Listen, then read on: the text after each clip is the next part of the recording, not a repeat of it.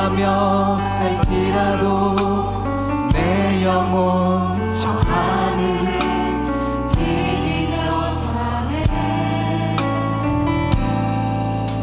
내 주님 계신 눈물 없는 곳, 저 하늘에 숨겨둔 내 소망인데,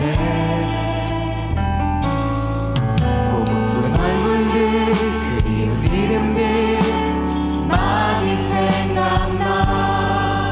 때론 가슴 터지도록 기다려지는 곳, 내 아버지 넓은 품, 내 아버지 넓은 품 날 맞으시는 저 하늘에 작은 내 소망인데,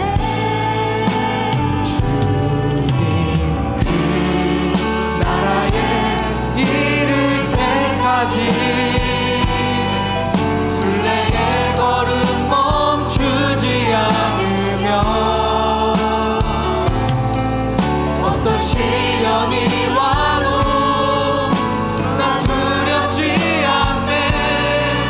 주와 함께 걷는 이 길에 주님 그 나라에 이를 때까지 순례의 걸음 멈추지 않으며, 어떤 시련이 와도 나 두렵지 않네. 주와 함께 걷는 주님 그 나라에 이를 때까지, 주님 그 나라에 이를 때까지 순례의 걸음 멈추지 않으며, 어떤 시련이 와도 나 두렵지 않네. 주와 함께 걷는 이 길에.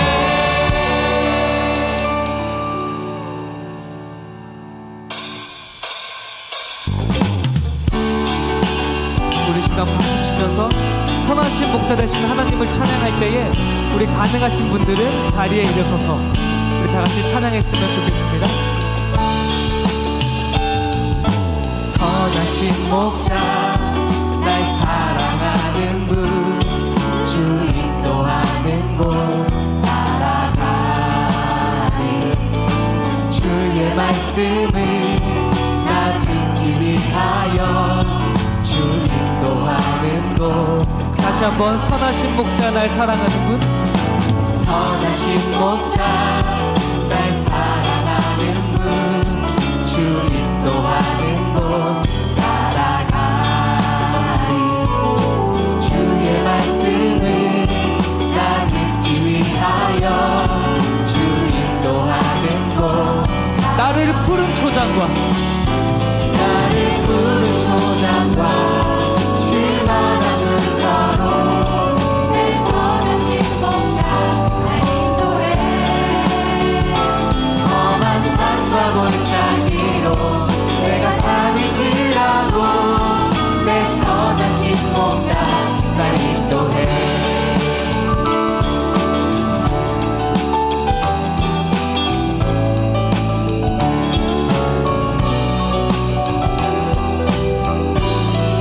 선하신 목자, 선하신 목자 날 사랑하는 분, 주 인도하는 곳 따라가. 아멘. 주님의 말씀을 주의 말씀을 나 듣기 위하여 주 인도하는 곳. 다시 한번 선하신 목자 날 사랑하는 분, 선하신 목자 날 사랑하는 분, 주 인도하는 곳 따라가리.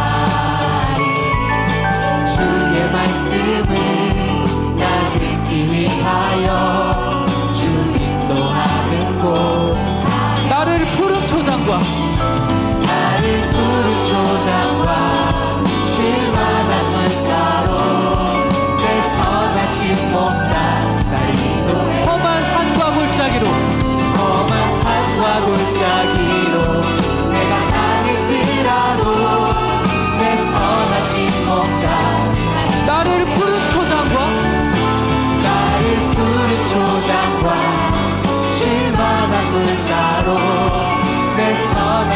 목자 날 인도해 험한 산과 골짜기로 내가 다닐지라도 우리 다시 한번 나를 푸른 초장과 쉴만한 물가로 나를 푸른 초장과 쉴만한 물가로 내 선하신 목자 날 인도해 험한 산과 골짜기로 다닐지라도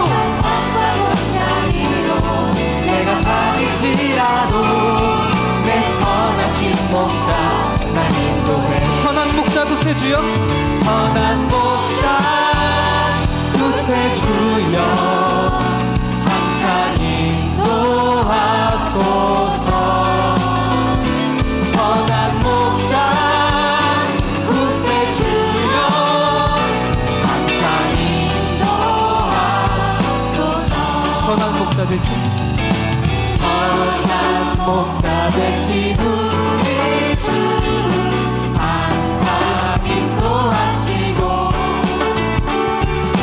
푸른 풀밭 좋은 곳에서 우리 먹여주소서 선한 목자 선한 목자 구세주여 항상 인도하소서 아멘 선한 목자 구세주여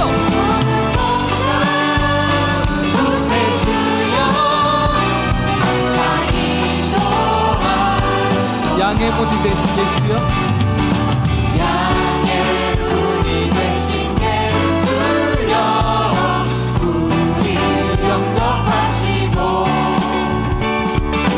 길을 잃은 양의 우리를 항상 양의 인도하소서 흠이 많고 약한 흠이 많고 약한 우리를 용납하여 주시고 주의 넓고 큰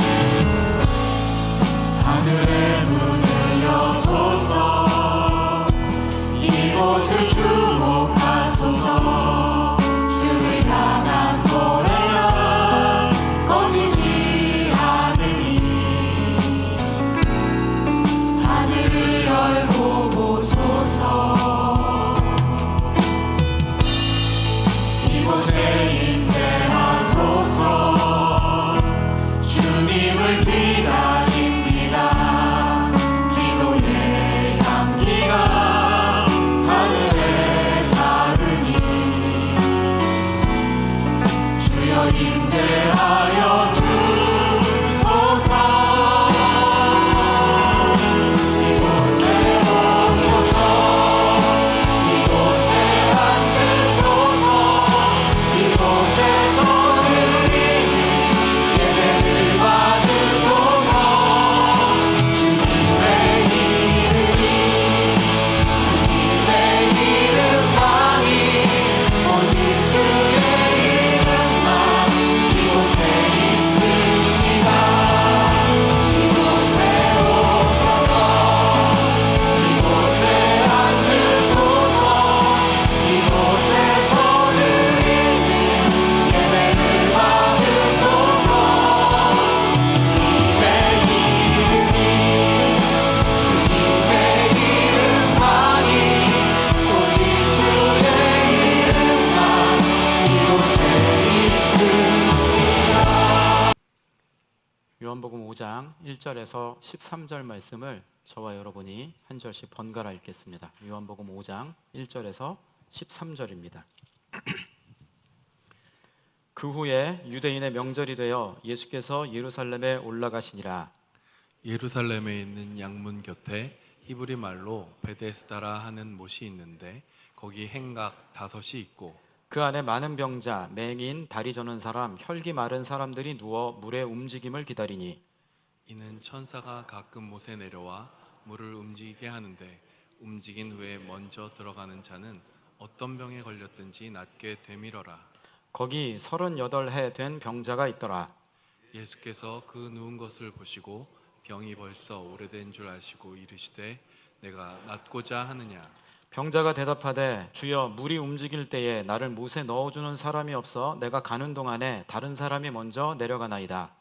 예수께서 이르시되 일어나 내 자리를 들고 걸어가라 하시니 그 사람이 곧 나아서 자리를 들고 걸어가니라. 이날은 안식일이니 유대인들이 병난 사람에게 이르되 안식일인데 내가 자리를 들고 가는 것이 옳지 아니하니라. 대답하되 나를 낫게 한 그가 자리를 들고 걸어가라 하더라 하니 그들이 묻되 너에게 자리를 들고 걸어가라 한 사람이 누구냐 하되 같이 읽습니다. 고침을 받은 사람은 그가 누구인지 알지 못하니 이는 거기 사람이 많으므로 예수께서 이미 피하셨음이라. 아멘. 오늘 본문은 예수님이 어떤 사람을 만나신 사건에 대한 내용인데요. 오늘 1절에 보면 그 사건의 시간적인 배경 그리고 공간적인 배경이 나와 있습니다. 1절을 보세요. 이렇게 되어 있습니다. 그 후에 유대인의 명절이 되어 이렇게 되어 있죠. 시간적인 배경이 언제입니까? 유대인의 명절. 어떤 명절인지는 기록되어 있지 않는데 명절이었고 이 말은 원어로는 축제의 의미에 가까웠습니다. 축제인 거예요. 유대인들의 축제였고 공간적인 배경은 어디입니까? 예루살렘이었습니다. 예루살렘이 축제의 중심지이거든요. 사람들이 축제를 기뻐하기 위해서 예루살렘으로 모여왔어요. 그래서 예루살렘은 시끌시끌하고 활기차고 또 풍성하고 한 날이었을 겁니다. 온 성이 축제로 들뜬 분위기였겠지만 축제하고 전혀 상관없는 사람들이 오늘 본문에 등장을 하게 됩니다. 그 중에 하나가 오늘 5절에 38해 된 병자입니다. 38해 38년 동안 병으로 알아왔으니 몸도 마음도 굉장히 약해지고 마음에 절망이 가득한 사람입니다. 이 사람이 베데스다라는 연못가에 있습니다. 베데스다라는 연못가에 오늘 3절 보면 맹인, 다리 저는 사람, 혈기 마른 사람이 있었대요. 혈기 마른 사람이 어떤 사람이냐? 힘이 없어서 몸을 움직일 수 없는 사람을 혈기 마른 사람이라고 표현을 하고 있습니다. 그런 이제 많은 병자들이 베데스다 연못가에 있는 거예요. 그러니까 온 성은 축제인데 여기는 축제가 아닌 거죠. 아프고 힘들고 마음이 절망 가득한 사람들이 모여 있는 곳이 있었던 것입니다. 병자들이 베데스다에 모여 있는 이유를 4절은 이렇게 표현을 하고 있습니다. 4절 한번 보십시오. 이는 천사가 가끔 못에 내려와 물을 움직이게 하는데 움직인 후에 먼저 들어가는 자는 어떤 병에 걸렸든지 낫게 되밀어라. 그 연못에 들어가는 사람, 맨 먼저 들어가는 사람은 병이 났는데요. 여러분 어떻게 이런 연못이 있을 수가 있을까요? 학자들이 어떻게 추정을 하냐면 온천 중에 주기적으로 지하에서 물이 뿜어져 나오는 그 온천을 간헐천이라고 하는데 이 온천이 이 연못이 그 간헐천이 아니겠는가라고 추정을 합니다. 근데 이름이 베데스다예요. 베데스다는 벳과 헤스다가 합쳐진 단어입니다. 벳은 집이라는 뜻이고요. 헤스다는 헤세드, 은혜라는 뜻입니다. 합치면 무슨 뜻이 되죠? 은혜의 집인 거예요. 얼마나 참 이름이 좋습니까? 은혜의 집이라는 연못인 겁니다. 그러니까 온천이 치유 효과가 있잖아요. 피부병에도 좋고 또 혈액순환에도 도움이 되고 허리 통증과 관절염 개선 효과가 있죠. 그래서 효과를 본 사람들이 아마 그 있었던 것 같아요. 온천에 물을 담그고서 효과를 본 사람들이 있으니까 병으로 인해서 고통받는 사람들이 그 가면 낫는다더라라고 희망을 걸게 되었고, 이게 미신처럼 굳어진 게 베데스다였던 것으로 추정이 됩니다. 제가 어느 날인가 한참 됐는데 운전을 하면서 용인이었던 것 같아요. 차를 몰고 지나가다 보니까 이게 어디 그 길에 차가 말도 못하게 길게 줄이 서 있는 거예요. 거의 끝도 안 보일 정도로 100m가 넘게 차가 줄을 쫙 이렇게 서 있는 거예요. 아니 뭔데 이렇게 차들이 줄이 많이 서 있냐? 관광지인가? 관광지가 아니에요. 또 요즘에는 유명한 카페 보면 사람들이 어마무시하게 모이잖아요. 카페인가? 카페도 아니에요. 맛집인가? 맛집도 아니에요. 여러분 뭐였을 것 같으세요? 가다가 봤더니 어떤 가게가 있는데 가게 현수막에 뭐라고 되어 있냐면 1등 당첨자 몇 번 나온 복권 판매방 이래요. 그 차가 줄 어마무시하게 서 있는 거예요. 사실 생각해 보면 복권은 어디서 사느냐가 별로 중요하지 않습니다. 그 숫자가 중요하잖아요. 그럼에도 불구하고 거기서 1등 몇 번 나왔다 하면 거기가 성지가 되는 겁니다.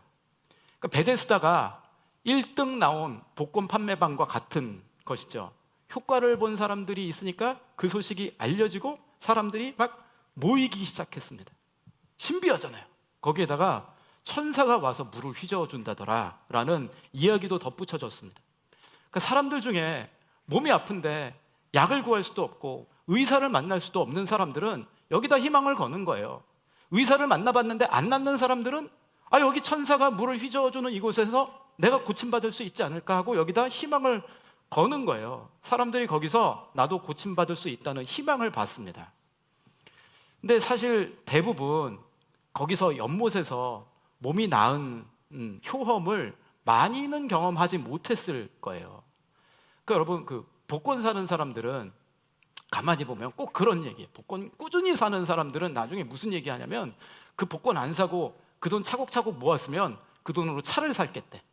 실제로 그렇잖아요. 코인 투자 막 열심히 하는 사람들은 그 투자 안 하고 손실 난 거 차곡차곡 모았으면 차라리 집을 샀겠대. 그런데도 불구하고 거기서 떠나질 못합니다. 누구는 1등 당첨됐다는 거예요. 누구는 투자로 대박 났다는 거예요. 그러니까 이게 떠나지 못하는 이유가 뭐냐면 이게 이번에 내가 될지 어떻게 알아. 그래서 못 떠나는 겁니다. 마찬가지로 베데스다가 그랬습니다. 낫는 사람도 있었겠죠. 그런데 대부분은 치유 효과를 경험하지 못합니다. 그럼에도 불구하고 이번에 내가 나을지 어떻게 알아요. 그래서 이것을 떠나지 못한 채로 38년 된 병자는 거기서 38년을 보내고 있었던 것을 보게 되죠. 헛된 미신에 기대를 걸고 절망에 절망이 쌓인 38년. 신명기 2장 14절에는 이런 말씀이 있습니다. 가데스 바네아에서 떠나 세레 시내를 건너기까지 38년 동안이라. 이때에는 그 시대의 모든 군인들이 여호와께서 그들에게 맹세하신 대로 진영 중에서 다 멸망하였나니. 여러분 그 출애굽한 이스라엘 백성들이 광야에서 몇 년 있었습니까? 40년 방황을 하죠. 그런데 두 가지 기간으로 나뉩니다. 애굽에서 나와서 시내산에서 율법을 받기까지가 2년이고 율법 받은 이후의 광야 생활이 38년입니다. 그러니까 본격적인 광야는 38년이에요. 여기 이제 그 얘기를 하고 있는 거예요. 광야 생활이 38년이다. 이 기간 이스라엘 백성들이 마치 영적인 내비게이션 고장난 것처럼 어디로 가야 할지를 모르고 이리 갔다가 저리 갔다가 인생의 방향을 찾지 못하고 막 헤매게 되는데, 지금 오늘 본문에 38년 된 병자가 딱 그랬습니다. 38년 동안 광야의 이스라엘 백성들처럼 어디로 가야 할지를 모르고 어디에 도움이 있는지를 모르고 어디에 희망을 걸어야 될지를 모르고 삶의 길을 찾지 못해서 영적으로 방황하고 있는 방황기를 보내고 있었던 거예요. 이 베데스다 연못이 모두에게 치유의 가능성이 열린 듯 했지만 조건이 붙어 있습니다. 조건이 뭐냐? 물이 움직일 때에 먼저 들어간 자가 고침을 받는데요. 선착순 1등. 누가 제일 먼저 들어갈 수 있었을까요? 여러분 아까 3절에 맹인, 다리 저는 사람, 혈기 마른 사람들 있었다고 하는데 이 맹인, 다리 저는 사람, 혈기 마른 사람들은 1등으로 못 들어갑니다. 누가 1등으로 들어갈 수 있었을까요? 증세가 제일 경미한 사람들이 아마 제일 먼저 들어갔을 거예요. 이렇게 해주면 좋잖아요. 일찍 온 사람부터 번호표 나눠줘가지고 당신 먼저 왔으니까 제일 먼저 들어가세요 라고 하면 얼마나 좋아요. 그런데 사람이 그렇지가 못하죠. 내가 제일 다급하잖아. 다음 물이 언제 움직일지도 모르는데 양보를 할 수가 없는 거예요. 여러분 우리는 주차 자리 가지고도 싸우지 않습니까? 주택가 좁은 골목에는 주차 자리 때문에 사람들이 그렇게 치사하고 위아래도 모르고 그냥 그렇게 싸웁니다. 제가 한 15년 전에 하남에 살았는데 집 앞 골목에서 고래고래 소리를 지르면서 싸웠던 적이 있습니다. 이렇게 점잖은 제가요. 정말 고래고래 소리를 지르면서 싸웠는데 그것도 어르신하고 싸웠어요. 여러분 그 가끔 싸울 때 보면 젊은 애가 어르신 몰라보고 되게 버릇없이 싸우는 그런 애 있었잖아요. 그때 제가 그랬다니까요. 그때 왜 싸웠을까요? 주차 때문에 싸웠어요. 그렇게 스스로 깜짝 놀라는 거야. 배려, 양보, 어림없는 소리입니다. 이게 내가 돼야 되는 거죠. 그런데 이게 주차가 아니고 치유의 문제입니다. 베데스다에 아마 사람들이 물이 움직일 때마다 서로 먼저 들어가겠다고 악다구니가 벌어졌을 겁니다. 이웃도 없고 친구도 없고. 근데 이름은 은혜의 집인데 이게 은혜의 집이 아니고 실제로 보면 경쟁의 집, 미움의 집, 다툼의 집이었던 것이죠. 이름하고 현실이 달라요. 근데 물이 움직일 때 제일 먼저 들어간 행운아들이 있었겠죠. 어떤 사람들은 치유를 경험했을 겁니다. 그런데 아마 대부분의 사람들은 치유를 경험하지 못했을 거예요. 안 그런 경우가 훨씬 더 많았을 겁니다. 근데 여러분 한번 상상을 해보세요. 내가 들어갔는데 안 나왔어. 온천에서 다 낫는 게 아니잖아요. 들어갔는데 안 나왔어. 그래서 사람들이 옆에서 우와 축하한다고 어떻게 거길 들어갔냐고. 괜찮아요? 괜찮아요? 어떻게 다 나았어요? 그러면 여러분이 그 우물에 들어갔던 사람이라면 어땠을 것 같으세요? 안 나왔어요. 뭐 못하는 거예요. 사람들이 막 박수치고 축하한다 그러고 괜찮냐고 물어보면 또 이제 사람들이 막 바라보고 있으니까 괜찮은 것도 같아.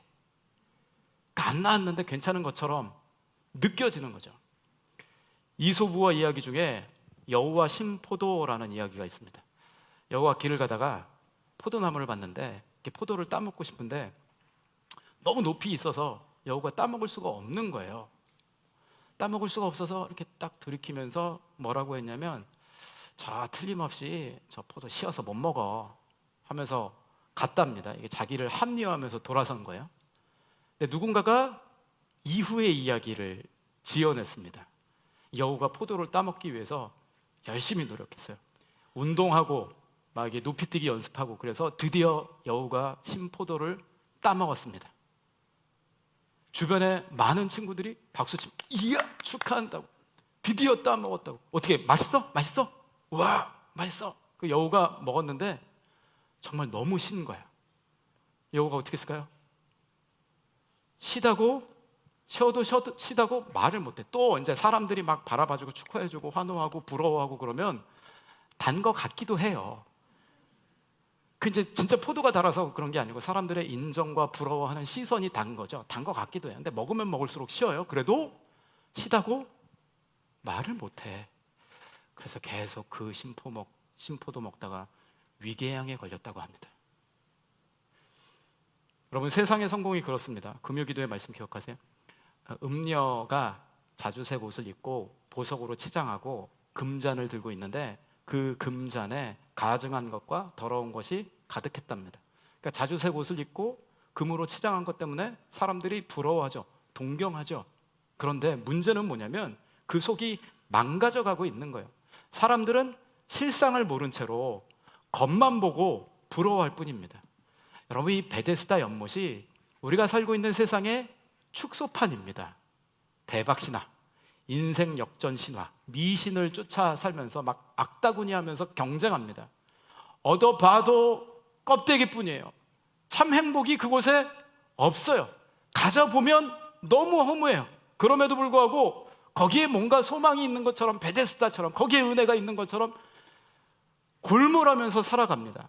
그러면서 사람들에게 과시는 하는데 내면이 망가지는 것도 모른 채로 그렇게 헛된 것을 위해서 살아가는 것이 이 세상이라는 것이죠. 베데스다가 세상의 축소판입니다. 예수님이 이 병자를 찾아가셨어요. 찾아가셔서 질문하시죠. 6절에 네가 낫고자 하느냐. 내가 38년 동안 아팠다고요. 38년 동안 저 우물에 들어가서 고침받기를 바랬다고요. 그런데 그에게 예수님이 오셔서 네가 낫고자 하느냐 하면 여러분 같으면 뭐라고 대답하실래요? 네, 낫고 싶어요 라고 대답해야죠. 그게 정상 아닙니까? 얼마나 낫기를 기다렸는데 38년 기다렸다고요. 네, 낫고 싶어요 라고 해야 되는데 오늘 7절 보십시오. 뭐라고 대답합니까?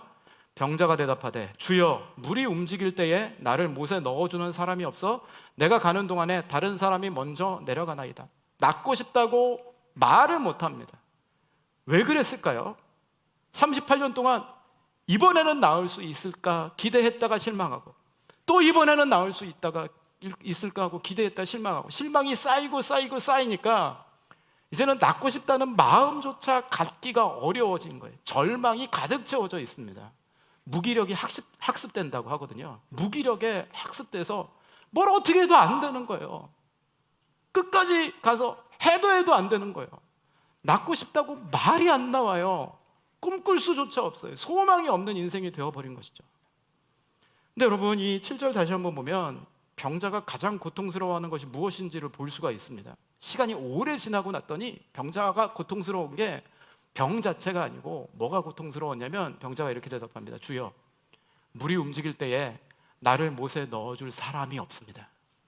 한 사람이 없습니다. 내 주변에 한 사람이 없어요. 나를 도와줄 사람, 내 편이 될 사람, 내 아픔과 슬픔을 나누어 줄 사람, 나를 도와주는 사람이 단 한 사람도 없습니다. 이게 너무 아픈 거예요. 여러분 사람이 소외감과 버려진 것 같은 느낌이 사람을 정말 아프게 만들거든요. 만약에 이곳에 38년 동안 병이 안 낫다고 하더라도 옆에서 누군가가 도와주려고 애쓰는 누군가가 한 사람만 있었다면 이렇게까지 아프진 않았을 텐데 그 한 사람이 없는 게 너무 마음이 아픈 거죠. 병자들이 많이 어려움을 겪고 있는데 그 가운데 누군가가 도와줄 사람이 있었으면 여기 베데스다에 있었던 병자들이 조금 그래도 위로를 받았을 텐데 은혜의 집 이름하고 비슷한 곳이 되었을 텐데 그 사람이 없는 거예요. 제가 그 지난주에 말씀 전하면서 도시락 반찬 얘기했잖아요. 우리 어머니가 개척교회 목회하시면서 내가 먹고 싶은 비엔나 소세지 반찬 한 번도 안 싸주고 맨날 콩자반만 싸줬다. 그 얘기 듣고 이제 우리 협동 목사님도 개척교회 아들로 자랐는데 저는 콩자반이라 그랬는데 자기는 반찬이 새우젓이었대. 제가 어디 가서 이런 걸로 잘 안 밀리거든요. 근데 졌어. 그래서 우리가 공감이 되는 거예요. 가난한 개척교회 목사 자녀로 살아온 사람들한테는 이게 이제 새우젓 내놓으면 반찬 다 꺼내놓으면 그게 그렇게 부끄러웠다고. 그게 가난이 부끄럽게 만들잖아요. 우리 같이 자란 사람들은 마음에 깊은 곳에 수치의 정서가 있다. 서로 이렇게 공감을 했습니다. 수치의 정서가 있으면 오랜 기간 동안 움츠러들고요. 자신이 없어요. 그렇게 이제 살아온 거예요. 그런데 제가 저를 연못에 넣어주셨던 한 분을 만났습니다. 국민학교 6학년, 저는 국민학교 나왔는데 국민학교 6학년 때 담임 선생님이셨는데요. 제가 학창 시절에 저를 가르쳤던 선생님들을 거의 기억을 못해요. 근데 6학년 때 담임 선생님은 기억이 나요. 이름이 정승자 선생님이셨어요. 별명이 뭐였게요? 저승사자 선생님이었습니다. 제 생각에 이 선생님이 믿는 분이었던 것 같아요. 아버지가 개척하시고 뭐 자녀들을 잘 이렇게 세세히 돌봐줄 수 있는 형편이 아니었고 공부도 못하고 자신감도 없었던 아이인 저를 선생님이 조금 특별하게 신경을 써주시고 또 이제 여러분 칭찬할 게 뭐가 있었겠습니까? 그런데 한 번 더 칭찬해주고 어떨 때는 문제집도 하나씩 주시고 하니까 선생님이 신경 써주시고 칭찬해 주시니까 자존감이 살아나더라고요. 자신감이 생기더라고요. 그래서 제가 중학교 가서부터는 그래도 공부를 꽤 잘했습니다. 그 선생님이 제 편이 되어 주시니까 제 살아나는 거예요. 사람이 살아납니다. 이 베데스다에 38년 된 병자에게 못에 넣어줄 사람, 도와주는 사람, 그 마음을 알아주는 사람 한 사람이 없어서 그게 마음이 아팠던 거죠. 많은 경우에 하나님의 은혜는 사람을 통해 전해질 때가 많습니다. 만약 이 베데스다에 도와줄 수 있는 사람들이 있었다면 조금 은혜의 집에 가까웠을 거예요. 오늘날 교회가 베데스다 은혜의 집입니다. 우리 성도님들이 병자를 도와줄 수 있는 한 사람 되셔야 해요. 우리 교회 방문하시고 등록하시는 분들 계시거든요. 용기 내서 와야 합니다. 여러분 교회 옮겨 보신 적 있으세요? 용기 내서 등록합니다. 왜? 살고 싶어서, 영원히 살고 싶어서 옵니다. 우리 교회 성도님들 대체로 잘 하세요. 그런데 조금 더 신경 써주십시오. 많이 사랑해 주시고, 한없이 사랑해 주시고, 관심 가져주시고, 도와주시고, 그래서 우리가 하나님의 은혜가 나를 통해 흘러가는 은혜의 통로로 쓰임받아야 합니다. 교회 왔는데 나를 물에 넣어줄 사람이 한 사람도 없습니다. 마음이 상하는 일이 우리 교회 가운데 없었으면 좋겠어요. 여러분, 우리가 이 부르심으로 받아야 합니다. 나를 물에 넣어줄 사람이 한 사람도 없습니다. 이게 우리에게 들려지는 말씀이라고 생각을 하셔야 된다는 거죠. 지난주에 폭우로 전라도 또 뭐 충청도 가평에 피해가 컸습니다. 우리는 뉴스 볼 때는 야 이거 어떡하냐라고 했다가 한 주간만 지나니까 또 까맣게 잊어버리더라고요. 우리는 또 바쁜 거예요. 막 바쁘게 살아가고 있는데 이게 우리 일이 아니어서 그렇지 삶의 터전을 잃은 분들은 얼마나 절망적이고 막막하겠습니까? 그러니까 오늘 이 말씀 묵상하면서 예수님이 물에 넣어줄 한 사람 없었던 병자를 찾아가신 것처럼 우리가 예수님 마음으로 참 어려운 가운데 있는 분들에게 주님 마음 가지고 찾아가면 좋겠다 싶은 생각이 드는 거예요. 그래서 제가 부목사님 통해서 좀 알아보라고 그랬더니 일손이 필요하대요. 필요하면 가야죠. 도와줘야죠. 여러분 너무 더워서 사실은 걱정인데 건강에 허락하시고 시간이 허락하시면 동참해 주시기 바랍니다. 안 되면 무리하시면 안 돼요. 뭐 워낙 이제 날씨가 더워가지고 무리하시면 안 되고 그냥 마음으로 기도해 주시는 걸로도 충분합니다. 시간 되시는 분들은 같이 동참하실 수 있으면 좋겠어요. 예수님의 특기는 찾아오시는 겁니다. 38년 된 병자를 찾아가셨어요. 축제 가운데 있었지만 시끌시끌하고 요란하고 흥이 넘치는 곳에 예수님이 계신 게 아니고 38년 된 병자에게 나를 물에 넣어줄 사람 한 사람도 없다고 그 마음을 가진 병자에게 예수님은 찾아가시는 것이 특기입니다. 찾아내시는 것이 특기입니다. 예수님이 높고 높은 하늘 보좌를 버리고 낮고 낮은 이 땅, 어두움과 슬픔 가득한 이곳에 나 찾아내기 위해서 오셨습니다. 누가복음 19장 10절입니다. 누가복음 19장 10절 인자가 온 것은 우리 같이 읽겠습니다. 시작. 잃어버린 자를 찾아 구원하려 함이니라. 예수님이 이 땅에 오신 이유가 뭡니까? 잃어버린 자를 찾아 구원해내기 위해서 이 땅에 찾기 위해서 오셨어요. 38년 병자와 같은 우리를 찾기 위해서. 15장 4절 우리 같이 읽겠습니다. 시작. 너희 중에 어떤 사람이 양 100마리가 있는데 그 중에 하나를 잃으면 99마리를 들여두고 그 잃은 것을 찾아내기까지 찾아다니지 아니하겠느냐. 양 100마리 중에 한 마리를 잃어버리면 한 마리 손실 처리하는 게 아니고 찾아내기까지 찾아다니시는 목자이십니다. 예수님은 찾아오시는 분, 찾아내시는 분이십니다. 예수님이 베데스다 연못에서 이 절망 가운데 있었던 영혼을 찾아내셨어요. 주님이 찾아내시는 거예요.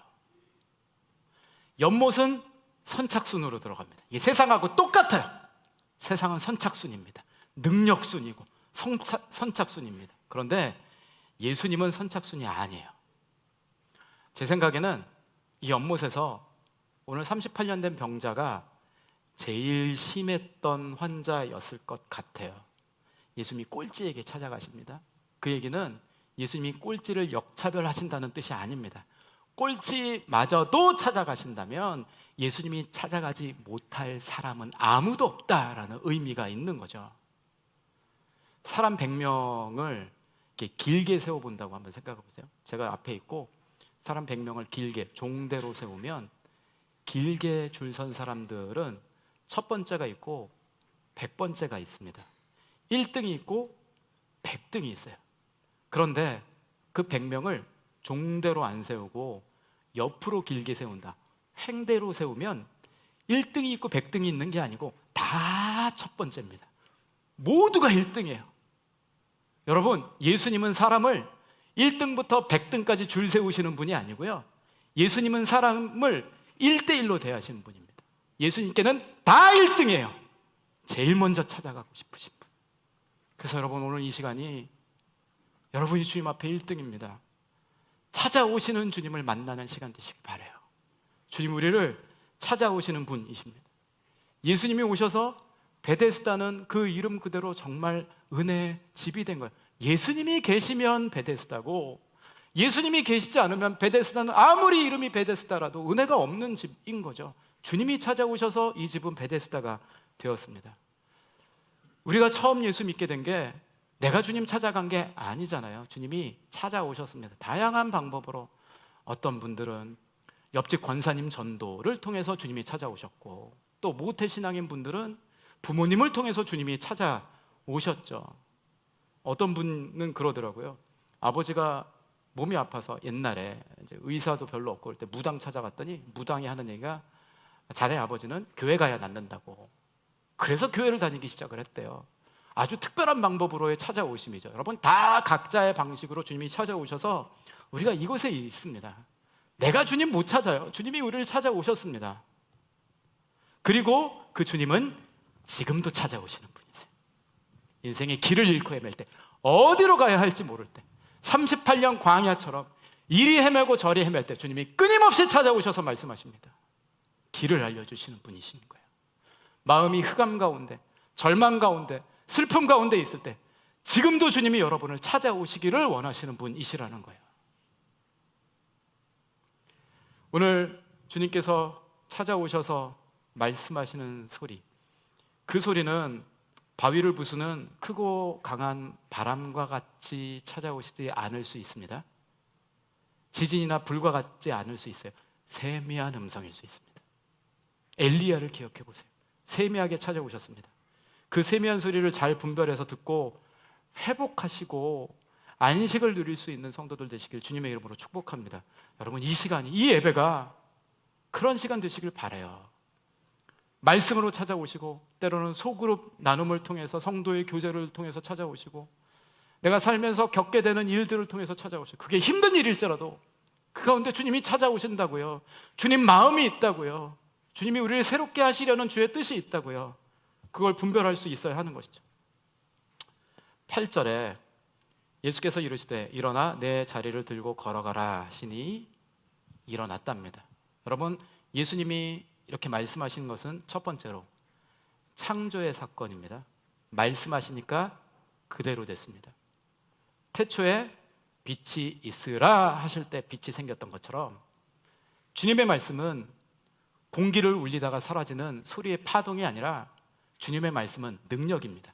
사건이 일어나요. 빛이 있으라 하면 빛이 생깁니다. 일어나라 하면 일어나진다고요. 오늘 여러분에게 창조의 말씀, 그 말씀이 들려지는 시간 되시길 주님의 이름으로 축복합니다. 일어나라! 빛이 있으라! 마음의 절망이 떠나가고 빛을 발견할 수 있게 되시길 바라요. 그렇게 하실 줄 믿습니다. 두 번째, 여러분, 이 예수님의 말씀은 부활의 예고편입니다. 일어나 걸어가라 라고 하셨는데 이 일어나가 조금 뒤에 가면 5장 21절에 나옵니다. 5장 21절 한번 보실까요? 아버지께서 죽은 자들을 일으켜 살리심 같이 아들도 자기가 원하는 자들을 살리느니라. 그 일어나 걸어가라 할 때 일어나와 5장 21절에 일으켜 살리심 같이가 헬라어로 보면 똑같은 단어예요. 부활을 의미하는 표현인 거죠. 그러니까 예수님이 부활의 능력으로 병자를 찾아오셨습니다. 부활의 능력이 임하니까 일어나는 거예요. 부활의 능력으로 여러분, 오늘 이 시간 주님이 우리를 찾아오실 줄 믿습니다.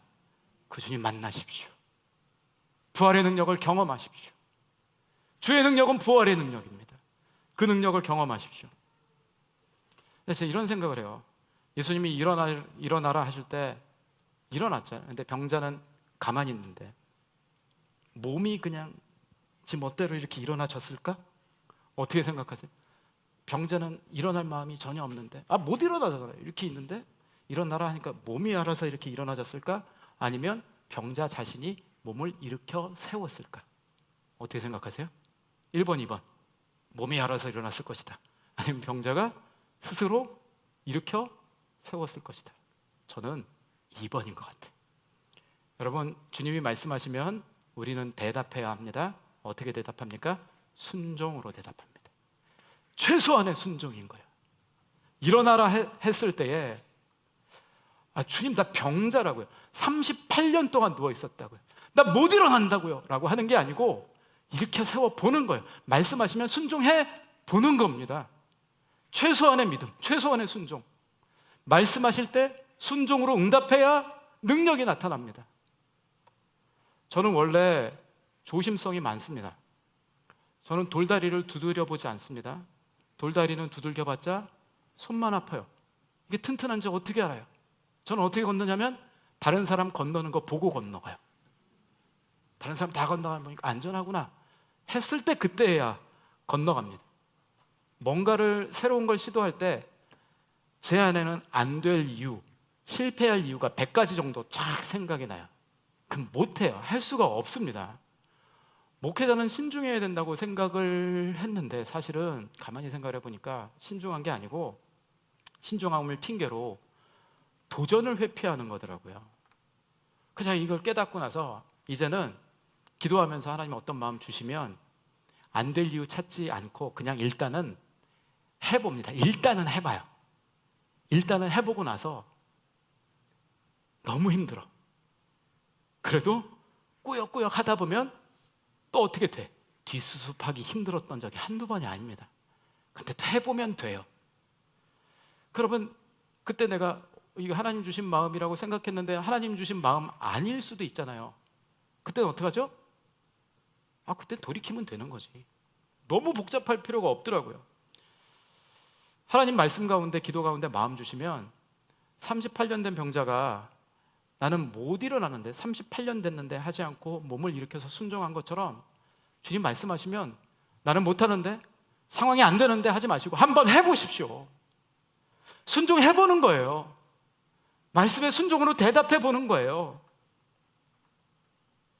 중심의 동기가 정말 하나님께 순종하는 동기였다면 하나님 마음이 아닌 걸 내가 하나님 마음이라고 착각했다 하더라도 그 실수를 통해서 믿음이 성장하게 됩니다. 그러니까 해보는 거예요. 상황이 안 돼도 한번 해보는 거예요. 신중한 것은 좋은 태도지만 신중함을 핑계로 삼아 순종하는 것도 회피하지는 말아야 합니다. 9절입니다. 9절에 그 사람이 곧 나와서 자리를 들고 걸어가니라 라고 하고서 뒤에 단서가 이날은 안식일이니 라고 단서가 붙습니다. 유대인의 정체성을 표현하는 세 가지가 있습니다. 첫 번째는 할례이고요, 두 번째는 음식법이고 세 번째는 안식일이었습니다. 그러니까 이 안식일 규정은 하나님 백성의 정체성을 걸고 지켜야 하는 것이었어요. 그러니까 안식일이었습니다. 나름은 하나님이 정하신 안식일을 철저히 지킨다고 세세한 금지 규정을 마련을 했습니다. 여러분 뭐 여러 가지 들어보셨죠? 근데 제가 요 그 본문을 묵상하면서 이런 내용도 찾았어요. 안식일에 심지어 침 뱉는 게 금지가 돼 있었답니다.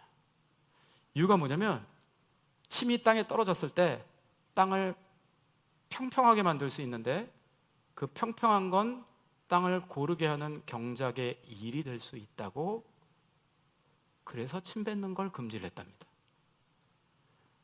또 어떤 랍비는 침 뱉는 것까지는 괜찮다. 그런데 침 뱉고 발로 비비지는 말아야 한다. 그거 가지고 논쟁을 했대요. 그게 무슨 의미 없는 논쟁.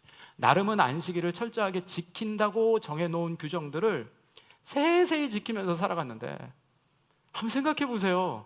안식일에 이건 하면 안 되고 여기까지는 해도 되고 그 규정들이 너무 많은 거예요. 안식일마다 얼마나 긴장을 했겠습니까? 안식일이 숨막히는 날이 된 거예요. 오늘 예수님이 병자를 고쳤다고 유대인들이 예수님을 죽이려고 합니다. 그 얼마나 숨막힙니까? 선한 일도 하면 안 돼. 병 고치는 일도 하면 안 돼. 안식일은 아무것도 하면 안 돼.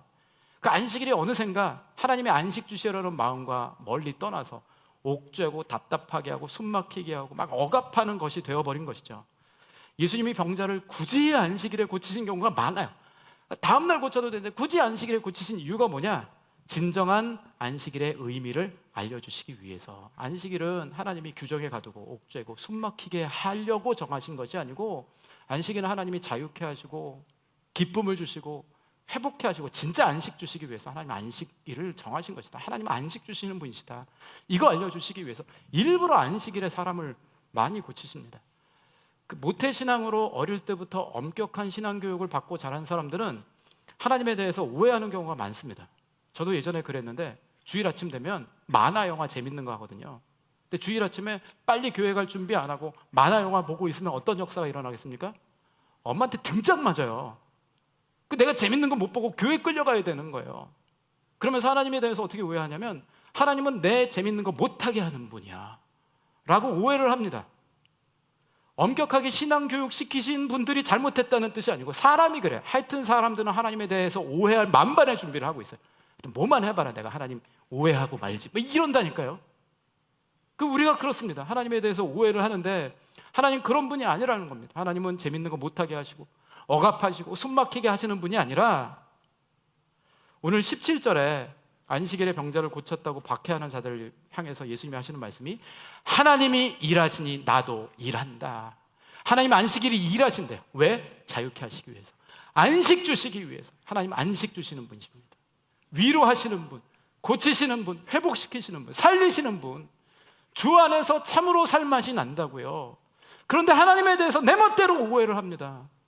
하나님 안식 주시는 분이세요. 일하시는 분이세요. 지금도 우리를 위해서 주님이 일하고 계십니다. 그 하나님 신뢰하십시오. 그 하나님 안에서 자유와 안식을 누릴 수 있게 되시길 바랍니다. 못에 넣어줄 한 사람이 없었던 병자에게 예수님이 찾아가셔서 회복과 안식을 주셨습니다. 예수님이 찾아가시니까 베데스다는 그야말로 진짜 은혜의 집이 되었습니다. 여러분, 이 자리에 주님이 찾아오신 줄 믿습니다. 오늘 이 시간이 여러분에게 베데스다, 은혜의 집이 되시길 주님의 이름으로 축복합니다. 그 주님 만나십시오. 일어나 내 자리를 들고 걸어가라 말씀하시는 그 음성 여러분 심령 가운데 들려지는 시간 되시길 바랍니다.